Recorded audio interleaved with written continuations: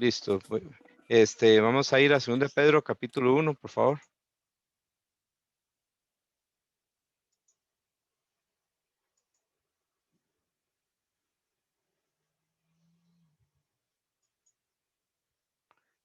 Y vamos a leer el versículo 1. Simón Pedro, siervo y apóstol de Jesucristo, a los que habéis alcanzado por la justicia de nuestro Dios y Salvador Jesucristo, una fe igualmente preciosa que la nuestra. Bien, con este versículo, ahí vemos acerca del autor y sus nombres. Primero dice que es Simón, y eso nos habla de la vida pasada de Simón Pedro. Todos nosotros tenemos una vida pasada, pero en Cristo las cosas viejas pasaron y aquí todas son hechas nuevas. Cuando Andrés trajo a Simón a Jesús, Jesús cuando lo vio le dijo: tú eres Simón, hijo de Jonás, tú serás llamado Cefas, que quiere decir Pedro. Era como diciéndole: yo conozco quién es usted, pero usted va a ser una nueva persona. Pedro nos habla de su nueva vida, significa piedra pequeña. Y aquí dice que él es siervo. El que diga que es siervo es el estilo de vida que Pedro vivía. Lo vemos, por ejemplo, como en 1 Pedro capítulo 5, él, aunque era apóstol, no se llama a sí mismo apóstol, sino que se llama anciano, juntamente con los ancianos a los que le estás escribiendo. O sea, se llama pastor a sí mismo. Él fue un siervo, aquello que Jesús les enseñó, llegó a ser el estilo de vida de ellos. Apóstol significa enviado, es un apóstol de Jesucristo, y eso nos habla de la misión de Pedro. Él fue apóstol a los judíos. Vamos al versículo 2, que son los destinatarios. Dice: a los que habéis alcanzado por la justicia de nuestro Dios y Salvador Jesucristo, una fe igualmente preciosa que la nuestra. Así que por la fe, por la justicia de nuestro Dios y Salvador Jesucristo, otra vez un versículo que nos habla de la deidad de Cristo, nos fue dada una fe igualmente preciosa. O sea, nuestra fe es igual que la de Pedro, igual que la de los apóstoles, y nos fue dada por la justicia de nuestro Dios y Salvador Jesucristo. También hay que recordar entonces que nuestra fe no es diferente a la del apóstol Pedro o los apóstoles del primer siglo. Y dice aquí en el versículo 2, gracia y paz os sean multiplicadas. Eso nos recuerda que no nos está sumando gracia y paz, porque sería menos, sino que está multiplicando. Dice: gracia y paz os sean multiplicadas. Si sumamos 2 más 2 nos da 4, y si multiplicamos 2 por 2 da 4 también. Pero si sumamos 4 más 4 da 8. Pero si multiplicamos 4 por 4 da 16. Entonces, al decir él que gracia y paz os sean multiplicadas, es un deseo de Dios para nosotros, que la gracia de él y la paz se multipliquen en nuestra vida, y que así sea.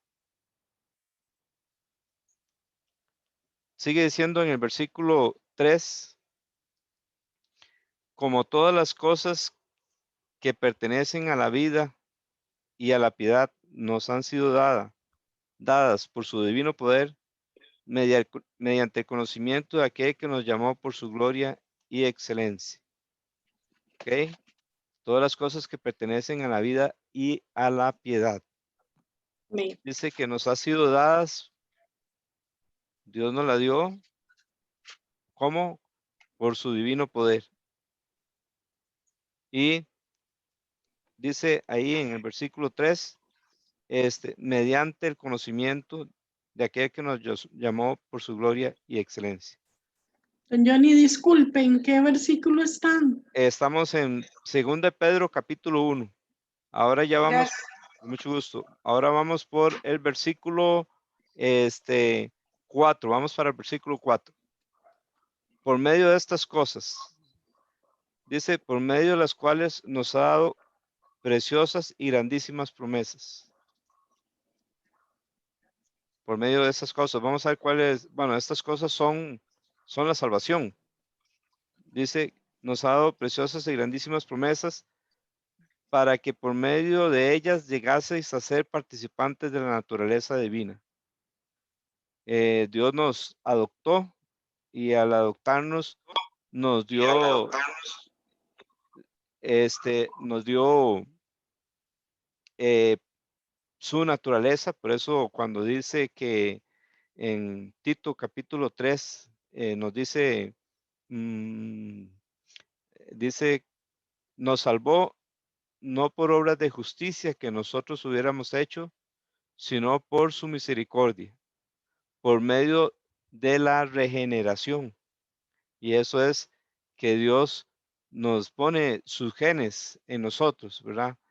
Obviamente seguimos siendo humanos, pero con Cristo en nuestra vida. Eso nos da una nueva vida y nos pone en el proceso de llegar a ser como y mejor que Adán y Eva antes de pecar.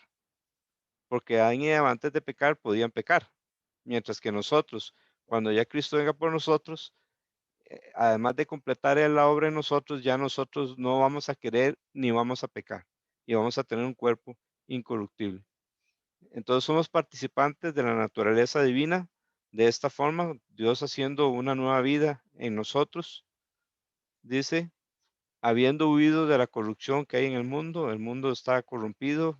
¿Qué, qué, qué queremos decir con el mundo? Es el sistema, es los deseos de la carne, los deseos de los ojos, la vanagloria de la vida. Estas cosas son del mundo y esas cosas están corrompidas.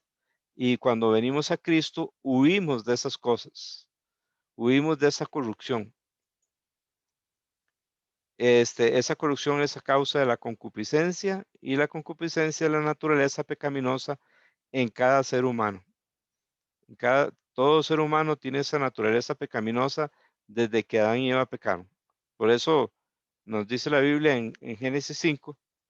Bueno, en Génesis 1 dice que Dios hizo al hombre y a la mujer a su imagen y semejanza. En Génesis 5, cuando ya el hombre ha pecado, dice la Biblia que Adán engendró un hijo conforme a su imagen y conforme a su semejanza. Aunque tenemos la imagen y semejanza de Dios y está distorsionada por causa del pecado o está nublada por causa del pecado, cuando creemos en Cristo, Dios nos da la nueva naturaleza, la naturaleza de Él, y empieza a formar otra vez esa imagen y semejanza de Dios en nosotros, que la va a completar cuando Cristo venga por nosotros. A la vez tenemos la imagen y semejanza de Adán y Eva, y esa es la concupiscencia, ese deseo carnal que hay en nuestra vida, está ahí por haber nacido en este mundo. Y es por eso que pecamos, porque nacimos pecadores y porque nosotros estamos inclinados al mal. Huimos de la corrupción que viene de esa concupiscencia y esa concupiscencia está en nuestra vida y tenemos una lucha entre el espíritu y la carne. Poniendo toda diligencia, dice este versículo 5. Vosotros también poniendo toda diligencia. Eso significa poner todo el esfuerzo. Por esto mismo dice ahí en el versículo 5, añadid a vuestra fe virtud. Lo primero que tuvimos fue la fe, que nos lo dio Dios por medio de su palabra. Entonces, a esa fe que nos fue dada una vez y para siempre, y por la cual tenemos de contender, que es creerle a Dios lo que Él nos ha prometido, a esa fe tenemos que añadirle virtud. Y virtud nos habla de añadirle un buen testimonio. Así que nosotros hemos creído en Cristo, tenemos esa fe igual que la de los apóstoles. Dice Pedro que por esto mismo, poniendo toda diligencia, por esto mismo, que podamos añadir a nuestra fe virtud, un buen testimonio. Hay personas que tienen fe, pero a veces no tienen virtud y no debe ser así, ¿verdad? Eh, una persona así era Sansón, tenía fe y hasta está en los héroes de la fe, pero le faltaba virtud a él.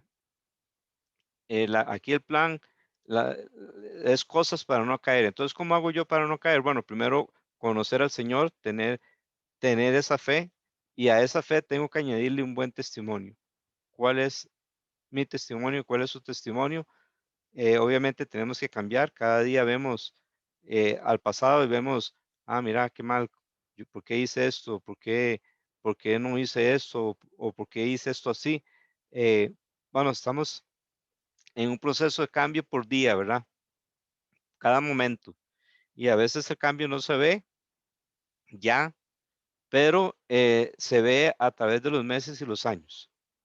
Así que no nos quedemos conformes con, un momentito, no nos quedemos conformes con nuestra fe, sino que podamos añadir a eso buen testimonio, virtud, pero ahí no para. Dice Pedro ahí en 1 Pedro, 2 Pedro 1:5, a la virtud conocimiento. Entonces, al buen testimonio, nosotros tenemos que agregarle conocimiento. Mejor fría, ¿no? Fría, ¿no? Gracias. Ujú. Del tubo. No tenemos que quedarnos porque hay gente que tiene mucha fe, tiene buen testimonio, pero se queda ahí estancado. Hay que agregarle conocimiento, el conocimiento de la palabra de Dios. Debemos de crecer. Aquí la idea es no caer. ¿Cuáles son las cosas que tenemos que hacer para no caer? Añadirle a nuestra fe buen testimonio, no quedarnos ahí, sino que al buen testimonio hay que añadirle conocimiento, conocimiento de la palabra de Dios. Y tenemos toda la vida, tenemos 66 libros para estudiarlos. Entonces, eh, hay que crecer en el conocimiento y la gracia de nuestro Señor Jesucristo. Así que tenemos que seguir adelante. Si usted ha estudiado libros de la Biblia, excelente, pero hay que seguir, ¿verdad? Uno no puede decir, sí, ya yo estudié el libro Génesis, como que si ya lo hubiéramos estudiado y ya terminamos. Terminamos ese estudio en esa ocasión, pero bien podemos volver a empezar a estudiarlo y aprender y confirmar cosas que aprendimos y aprender cosas aún mucho más. Entonces ahora estamos estudiando Apocalipsis. Hace unos años, tal vez 5 más, lo habíamos estudiado, tal vez hace como 8 años o más, tal vez 10 años, habíamos estudiado un panorama general del libro de Apocalipsis. Habíamos estudiado un poquito Daniel, este, y luego un panorama general, y fue una bendición. Ahora estamos estudiándolo precepto sobre precepto, que es más detallado, más profundo, pero no quiere decir que cuando terminemos ya estudiamos Apocalipsis y ya no tenemos que estudiarlo más, no. Debemos de seguir creciendo en el conocimiento y tenemos que estudiar otros libros de la Biblia y otros libros de la Biblia nos van a agrandar el conocimiento de otros libros de la Biblia. Apocalipsis y los libros de la Biblia se entienden por medio de los libros de la Biblia. Por eso, entre más libros estudiemos, más vamos a entender correctamente toda la palabra de Dios. Al conocimiento hay que añadirle, dice ahí mismo, dominio propio. En otras palabras, no solo tenemos que conocer, sino que tenemos que practicar lo que conocimos. Pablo le dijo a Timoteo que se nutra de las palabras de nuestro Señor Jesucristo. Y luego le dijo, ejercítate para la piedad. Entonces, nos nutrimos con la palabra de Dios, pero es para ponerlo en práctica. No es para convertirnos como en megamente, así una cabezota llena de conocimiento y llena de orgullo porque conozco más, conozco más que fulano, que sutano. No, hay que añadirle ese conocimiento, dominio propio. ¿Cuál es una parte del dominio propio? Bueno, vencer el orgullo, que el conocimiento nos haga más bien más humildes, más sencillos, más sometidos a Dios, que el conocimiento nos dé el poder para perdonar, porque todos hemos sido ofendidos y entonces con el conocimiento de Dios y con el dominio propio, entonces tomo la decisión de perdonar lo que me hayan hecho. Tal vez no, ya no puedo andar con otras personas, pero las perdono. Tal vez ya no puedo trabajar con otras personas, pero las perdono. Dios será a cargo de cada persona. Entonces, eso es dominio propio, es poner en práctica el conocimiento que Dios nos da con su palabra. Estamos estudiando Apocalipsis. Bueno, el dominio propio sería confiar en Dios, porque el futuro está en las manos de Dios y al final Dios va a vencer. Y como Luis Fernando había compartido, están las iglesias, capítulo 2 y 3 de Apocalipsis. Solo Esmirna y Filadelfia no se dice nada malo de ellos. Todas las demás tienen problemas, algunos fatales. Entonces, este, pero en Apocalipsis 19 otra vez aparece la iglesia, no aparece desde el 6 hasta el 18, pero en Apocalipsis 19 en el cielo, ahí está la iglesia, en las bodas del Cordero. Al fin triunfó. Entonces, eh, aquí vemos cuál sería el dominio propio aquí. Bueno, tener esperanza. El Apocalipsis nos habla de cosas futuras terribles, pero nosotros tenemos esperanza. No somos como los que duermen, sino que somos hijos de luz y tenemos esperanza y queremos que otros tengan esperanza y que la paciencia de Dios es para salvación. Por eso es que Cristo no ha venido, porque Dios quiere que todos procedan al arrepentimiento. Entonces podemos comunicarle a otros con nuestra vida y con nuestro ejemplo acerca de la necesidad de arrepentirse y creer en Dios por medio de Jesucristo. Así que entonces al conocimiento tenemos que poner en práctica, tenemos que agregarle dominio propio, dominarnos a nosotros mismos, dominar nuestro orgullo, nuestro yo, nuestra inseguridad, nuestras ansiedades, dominio propio. A ese dominio propio tenemos que agregarle, dice ahí mismo en el versículo 6, paciencia. ¿Qué significa? Paciencia.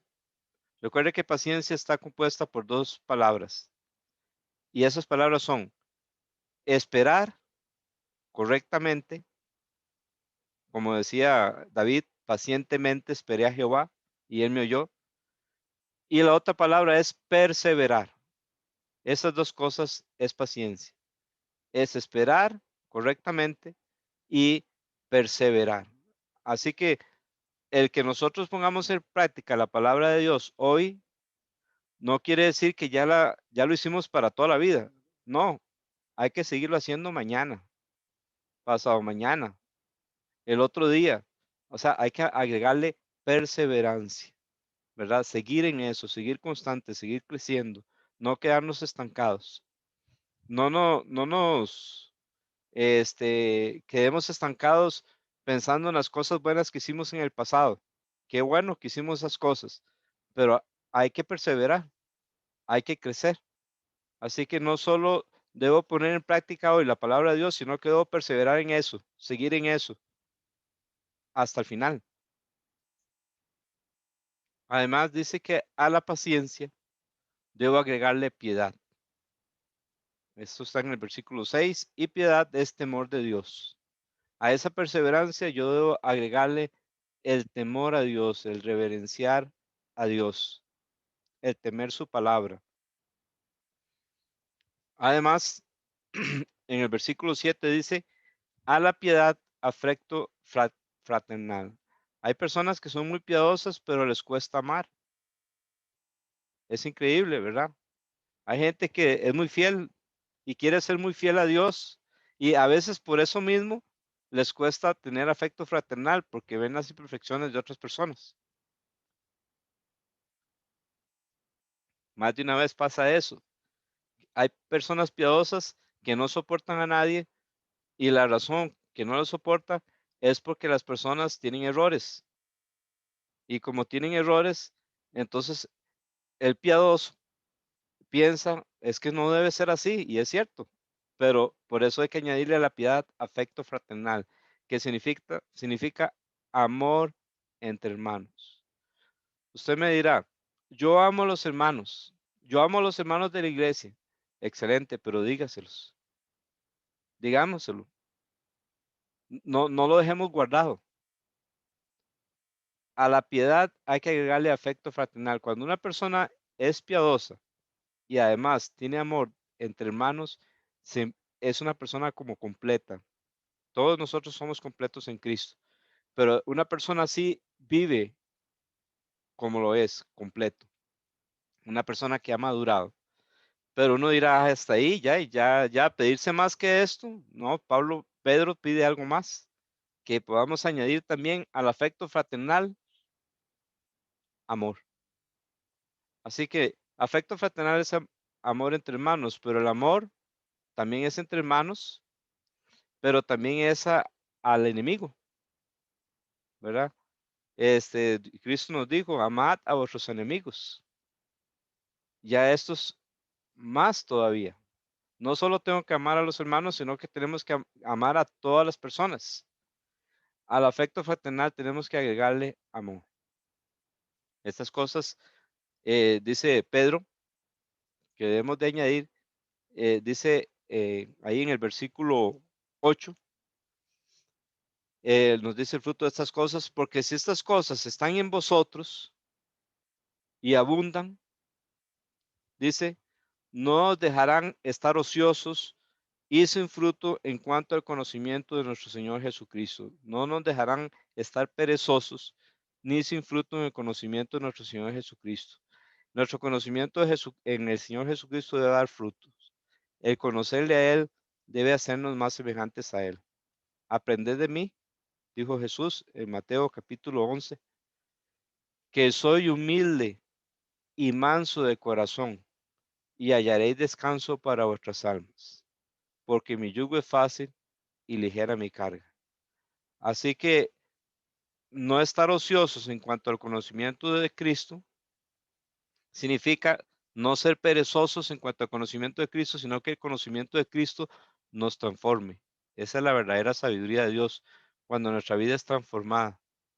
A veces podemos conocer muchas cosas de la Biblia, pero si no estamos viviendo esas cosas y si no le estamos creyendo a Dios, entonces tenemos que cambiar y empezar a añadir todas esas cosas que acabamos de leer y así el conocimiento en Cristo va a dar fruto. Y sigue diciendo ahí, ni sin fruto en cuanto al conocimiento de nuestro Señor Jesucristo. Se ve el fruto en las personas cuando conocen a Cristo porque empiezan a cambiar, empiezan a amar, empiezan a ser transformados, pero eso debe continuar y debe continuar creciendo.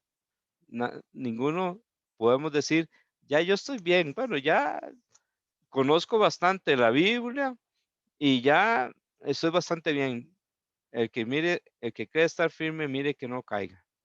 Aquí en 2 de Pedro nos está hablando de una persona que había caído, que es el apóstol Pedro.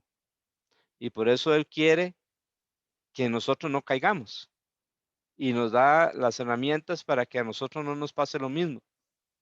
Sigue diciendo que el que no tiene estas cosas, versículo 9, eh, tiene la vista muy corta, es ciego, habiendo olvidado la purificación de sus antiguos pecados.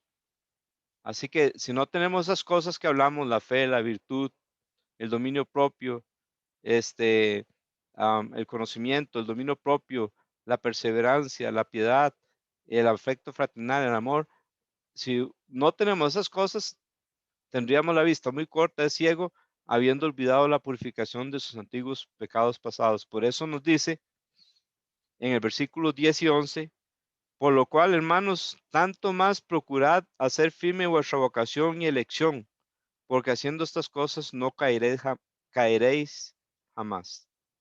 ¿Qué significa esto? Bueno, asegurarnos que realmente conocemos al Señor,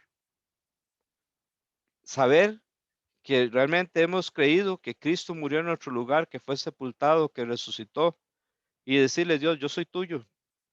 Yo quiero crecer y no quedarme estancado. Yo no quiero caer como Pedro cayó. Pedro cayó y no es que perdió la salvación, no, pero perdió la comunión con Cristo, tuvo un trago amargo en su vida, ¿verdad? Pero si nosotros estamos seguros de nuestra salvación y esas cosas están en nosotros, somos personas que crecemos espiritualmente. Dice en el versículo 11, porque de esta manera os será otorgada amplia y generosa entrada en el reino de nuestro Señor y Salvador Jesucristo. Como hablamos, habla uno de que había caído, que había caído. Dice en el versículo 12, por esto, yo no dejaré de recordaros siempre estas cosas. Oiga, Pedro siempre se les estaría recordando. Y vea lo que dice, aunque vosotros las sepáis, ellos las sabían, pero Pedro siempre se les estaría recordando. Y aunque ustedes estén confirmados en la verdad presente, aunque ustedes estén seguros de que son salvos, aunque ustedes sepan estas cosas, Pedro se encargaría de no dejar de recordárselas. Aquí vemos una insistencia del Espíritu Santo a través de Pedro de recordar estas cosas, tenerlas en mente para vivirlas. Dice en el versículo 13, pues tengo por justo, en tanto que estoy en este cuerpo, el despertaros con amonestación. Pedro quería despertarlos a ellos con amonestación. ¿Y amonestación qué es? Es poner una advertencia en la mente.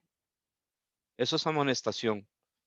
Eh, Aquí Pedro nos está diciendo, si ustedes no crecen espiritualmente, si ustedes no le añaden a su fe virtud y todas estas cosas, ustedes pueden caer como yo caí. Por eso Él quiere despertarlos con esa advertencia. Mire lo que puede pasar por descuidarse espiritualmente. Dice luego en el versículo 14, sabiendo que en breve debo abandonar el cuerpo, como nuestro Señor Jesucristo me ha declarado. Hay personas que mueren sin saber que iban a morir. Bueno, sabían, pero de repente el plan de Dios era llevarse a estas personas. Algunas personas Dios les avisa. Algunas personas llegan a saber, en este caso, Pedro llegó a saber que iba a morir. Oiga, Jesús se lo había dicho cuando estaban en el mar, en aquel desayuno que tuvieron en la resurrección, después de que Jesús, Pedro y unos apóstoles, creo que eran como 7, habían ido a pescar. Pasaron toda la noche y no pescaron nada. Y entonces cuando ya iban llegando a donde estaba la playa, vieron a Jesús asando ahí pez y Jesús los llamó y luego se dieron cuenta que era Jesús y se bajaron y desayunaron y Jesús le preguntó 3 veces a Pedro, ¿me amas? Como haciendo que Pedro hiciera lo contrario a lo que hacía unos días había hecho, que era negarlo 3 veces. Ahora lo confiesa 3 veces que lo ama. Y entonces Jesús le dijo, sígueme. Y Jesús empezó a caminar. Están en arena. Pedro seguramente ve las huellas de Jesús en arena. Y Pedro vuelve a ver para atrás y ve a Juan. Y le dice, ¿y qué de este, Señor? Y Jesús le dice, si yo quiero que él quede hasta que yo venga aquí a ti, sígueme tú. Y entonces, eh, también Jesús le dijo en esa ocasión, ¿con qué muerte Pedro había de glorificar a Dios? Jesús le reveló que Pedro tenía que morir por la causa de Cristo.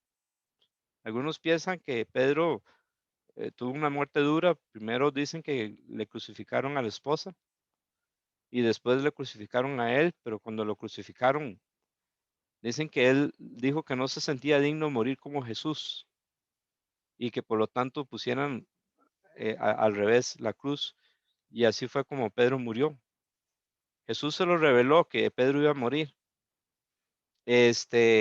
Claro que Jesús le dio la gracia a Pedro.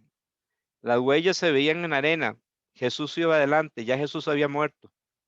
Él es el alfa y el omega, el principio y el fin. Por eso dice, no tengas temor, no se afane por el día de mañana. En el momento que venga lo que tenga que suceder, Él nos da gracia para soportar. Le dio gracia para soportar a Pedro a morir por la causa de Cristo. Pedro sabía que iba a morir. Este, y dice aquí, en el versículo 15, también yo procuraré con diligencia que después de mi partida, vosotros podáis en todo momento tener memoria de estas cosas. Pedro muere, ¿y cómo iba a ser para lograr eso? Aquí lo logró, habiendo escrito primero de Pedro y segundo de Pedro. Él entonces seguía con diligencia, después de su partida, en todo momento, haciendo tener memoria de estas cosas. Eso es la forma en que Pedro lo logró. Jesús le había dicho a Pedro, Pedro, Pedro, Satanás os ha pedido para zarandearos como a trigo. Pero yo he rogado por ti que tu fe no falte. Y una vez vuelto, confirma a tus hermanos. Eso es lo que está haciendo Pedro. Este, Pedro está confirmando a los hermanos. Y la experiencia que él tuvo, él no quiere que nosotros la tengamos. Él no quiere que nosotros caigamos como él cayó. ¿Recuerdan una vez que yo les conté, estando en una iglesia, la iglesia estaba vacía, yo trabajaba a tiempo completo en esa iglesia, estaba viendo yo por la celosía una celosía de esa iglesia y se me vino un pensamiento, ¿y qué si Dios sabe que usted va a caer como Pedro o como cayó David? Y eso sí que me desanimó, totalmente me desanimó, me, me quitó la paz hasta que por estar leyendo la Biblia y por la ayuda de Dios, estar haciendo los devocionales, leí Efesios 2:10, porque somos hechura suya, criados en Cristo Jesús para buenas obras, las cuales Dios preparó de antemano para que anduviéramos en ellas. Con esto el Espíritu Santo me está diciendo, Dios no le ha preparado fracasos. Lo que Dios le ha preparado son buenas obras para que andemos en ellas. Y vemos aquí a Pedro. Él nos deja este legado inspirado por el Espíritu Santo para que nosotros no nos pase lo que le pasó a él. Así que queremos invitar a todos los que están oyéndonos. Primero, que si usted no conoce al Señor Jesucristo, hoy usted se acerca a Dios por medio de Cristo. Usted se arrepienta de sus pecados porque usted no es una persona eh, buena. La Biblia dice que no hay bueno ni aun uno. Usted me dirá, yo no le hago mal a nadie, no me meto con mi vecino, si puedo ayudar a alguien lo ayudo. Bueno, esas cosas están bien, pero están bien en el sentido de que usted no está afectando tanto, pero esas cosas no le salvan a usted.